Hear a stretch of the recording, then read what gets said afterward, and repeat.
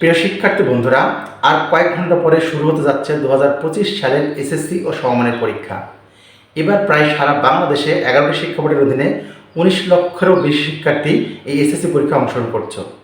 SSC পরীক্ষা জীবনের প্রথম বেসমেন্ট হিসেবে ধরা হয়। যে সকল শিক্ষার্থীর এসএসসি পরীক্ষার রেজাল্ট ভালো হবে সেই সকল শিক্ষার্থীর ভবিষ্যৎ চলার পথটা মসৃণ হবে বলে ধারণা করা হয়। এই এসএসসি পরীক্ষাটাই হচ্ছে উচ্চ শিখরের বেসমেন্ট হিসেবে ধরা হয়। তোমার জীবনের ভবিষ্যৎ ইমারত কেমন হবে না হবে এই এসএসসি বেসমেন্টের উপরে নির্ভর করবে। এসএসসির বেসমেন্টটা যদি তোমার মজবুত হয় তাহলে তোমার ভবিষ্যতের ইমারতটাও মজবুত হবে এবং জুৎসই হবে। তাই তোমাকে খেয়াল রাখতে হবে এসএসসি পরীক্ষার যেন রেজাল্টটা ভালো হয়। এসএসসি পরীক্ষার রেজাল্ট কীভাবে ভালো করবে সেই আমি কয়েকটি টিপস বর্ণনা করব। ভিডিওটি মনোযোগ দিয়ে দেখবে। যদি তুমি মনোযোগ দিয়ে দেখো তোমার সামান্যতম হলেও তোমার কাজে আসবে। তুমি আর নতুন করে কোনো পড়া ধরবে না। যেই পড়াগুলো পড়েছো, যেই সিলেবাসগুলো অনুসরণ করছো সেগুলো বারবার রিভাইজ দিতে থাকবে। আর পরীক্ষার দিন সকালে যথাসম্ভব সবার আগে যাওয়ার চেষ্টা করবে। যেহেতু তোমাদের 9:30টায় তোমাদের রুমে প্রবেশ করার অনুমতি দেওয়া হবে, তুমি 9:30টার দিকে না তাকিয়ে তুমি অন্তত 1 ঘন্টা পূর্বে প্রবেশ করবে। কারণ প্রথম দিন তোমার প্রথম সিটটা খুঁজে বের করতে সময় লাগবে। তাই তুমি যদি পরীক্ষার কেন্দ্রে ঘন্টাখানেক আগে পৌঁছতে পারো তাহলে তোমার সিটটা খুঁজে নিতে তোমার সুবিধা হবে। আর যেহেতু নতুন জায়গা, তোমার একটু নার্ভাস ফিল হতেই পারে। যতটা সম্ভব নিজেকে শান্ত রাখার চেষ্টা করবে। পরীক্ষার কেন্দ্রে প্রবেশের পরে যখন তুমি উত্তরপত্র পাবে বা ওএমআর শিট পাবে, সর্বপ্রথম তুমি তোমার রোল নম্বর, তোমার রেজিস্ট্রেশন নাম্বার এবং বিষয় কোডগুলোর দিকে ভালোভাবে খেয়াল করবে। এগুলো তুমি খুব ভালোভাবে পূরণ করে বারবার চেক আপ দেবে। যেহেতু তোমার বাংলা প্রথম পত্র দিয়ে পরীক্ষা শুরু, বাংলা প্রথম পত্রে তোমার 7টা সৃজনশীল প্রশ্নের উত্তর দিতে হবে। এই 7টা সৃজনশীল প্রশ্নের উত্তর দিতে গিয়ে দেখা যায় অনেক সময় সময়টা নষ্ট করে ফেলো। সব সময় মাথায় রাখবে 1 ঘন্টার মধ্যে অন্তত 3টা প্রশ্নের উত্তর যেন লেখা হয়।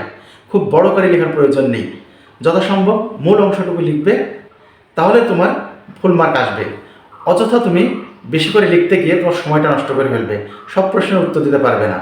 তাই তুমি 1 ঘন্টার মধ্যে অন্তত 3টা প্রশ্নের উত্তর দেওয়ার চেষ্টা করবে। আর উত্তর লেখার সময়তে তোমার কাছে যেটা সবচেয়ে সহজ মনে হবে সেটা তুমি সর্বপ্রথমে লিখবে। তুমি কারো দেখে বা কাউকে নকল করে লেখার চেষ্টা করবে না। তোমার কাছে যেটা সবচেয়ে সহজ মনে হবে সেটা তুমি সাবলীল ভাষায় সবার আগে সেটা লিখবে। তারপরে তোমার কাছে যেটা দ্বিতীয় মনে হবে তারপরেরটা দ্বিতীয় নম্বরে লিখবে। এইভাবে ক্রমান্বয়ে তুমি 7টা প্রশ্নের উত্তর দেওয়ার চেষ্টা করবে। একটা প্রশ্ন লিখে তুমি সময় নষ্ট করবে না। আর নতুন পেন নিয়ে লেখার চেষ্টা করবে না। যে পেনটা 2-3 দিন আগে কিনেছো বা আগের পেন আছে সেটা দিয়ে লেখার চেষ্টা করবে। নতুন পেন দিয়ে লিখতে গেলে লেখা ভালো হবে না, হাত ব্যথা করবে, তোমার অস্বস্তি লাগবে। তাই পুরনো পেন দিয়ে লেখার চেষ্টা করবে। লেখার ভাষাটা যেন সাবলীল হয়। অযথা সাধু চলিত ভাষায় মিশ্রণ করবে না। লেখার ভাষাটা সাবলীল ভাষায় লিখবে এবং পরিষ্কারভাবে লিখবে। লেখা খারাপ হোক কিন্তু লেখাটা যেন বোঝা যায় এরকমভাবে লিখবে। তাহলে তোমাকে নাম্বার দিতে শিক্ষকেরা কার্পণ্যবোধ করবে না। তোমার লেখাটা বুঝতে পারলে শিক্ষকেরা তোমাকে নাম্বার দেবে। সৃজনশীল মানে তোমার নাম্বারের ছড়াছড়ি। তুমি যদি ভালোভাবে লিখে আসতে পারো তাহলে শিক্ষকেরা তোমাকে স্বাচ্ছন্দ্যভাবে নম্বর দেবে এবং তুমি বেশি নম্বর পাবে। আরেকটা বিষয় মনে রাখবে, যত সম্ভব তুমি লেখাটা সময়ের আগে শেষ করার চেষ্টা করবে।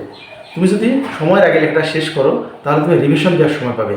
এই 10 মিনিট 15 মিনিট যদি তুমি রিভিশন দাও তাহলে তোমার 10 বা 15 মার্ক বেশি আসবে, এটা তুমি নিশ্চিত থাকো। কারণ অনেক সময় বানানে ভুল হতে পারে। রিভিশন দিতে গেলে সেই ভুলগুলো তোমার নজরে আসবে এবং তুমি সেগুলো কারেকশন করতে পারলে তাহলে তোমার নম্বর আরও বেশি আসবে।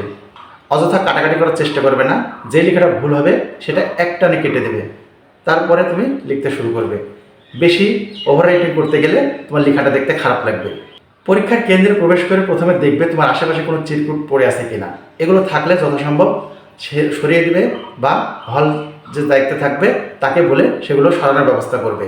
কারণ এই ছোটোখাটো চিরকুটের জন্য তুমি এক্সপার্ট হতে পারো। তো প্রিয় শিক্ষার্থী বন্ধুরা, তোমাদের সকলের পরীক্ষা তোমাদের মনের মতন হোক, তোমাদের রেজাল্ট তোমাদের মনের মতন হোক, এই প্রত্যাশা করে আজকে এখানে শেষ করছি। ভিডিওটি দেখার জন্য ধন্যবাদ।